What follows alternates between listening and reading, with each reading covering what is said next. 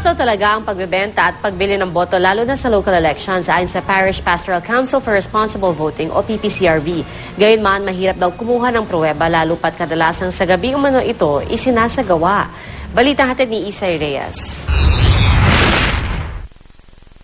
Sample balot na may kalakip na pera. Ito raw ang ipinamimigay ng dalawang kandidato sa Surigao del Norte sa mga botante. Kadalasan daw nasa 500 hanggang 3,000 piso ang ipinamumudmod sa mga residente. Kada botante, ang budget ng isang kandidato ay 3 pesos lang. So pag sumubra na dyan, it is already a form of vote buying. Whether it is in kind or in cash. Ayon sa Parish Pastoral Council for Responsible Voting o PPCRV, talamak talaga ang vote buying lalo na sa mga lokal na karera. Marami namang tumetestigo pero madalas walang nahuhuli.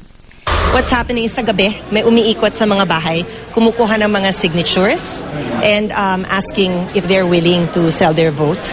Very, very discreet. But that happens in the dead of night, kaya mahirap makakuha ng pruweba.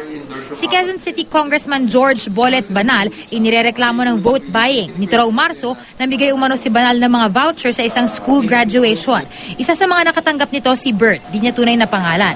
Kasama ang iba pang nabigyan ng voucher, nagtungo si Bert sa tanggapan ng Pamilya Defensor na kalaban ng mga Banal sa politika. Pero halos isang buwan matapos maihain ng formal complaint laban kay Banal, binawi ni Bert ang kanyang mga sinumpaang salaysay. Hindi raw kasi ipinabasa sa kanya ng mga defensor ang complaint bago ito inihain. Natatakot po ko sa seguridad ko.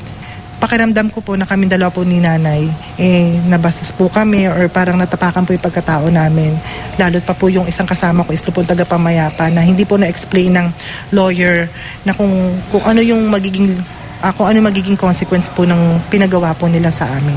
Buwelta naman ang kampo ni Defensor, nais lang daw magkapera ng nagrereklamo laban kay Banal, kaya sila ang nilapitan nito. Hindi po totoong nagamit siya.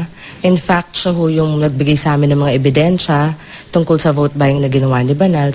Tila nabunutan naman ng tinik si Congressman Banal sa nangyari.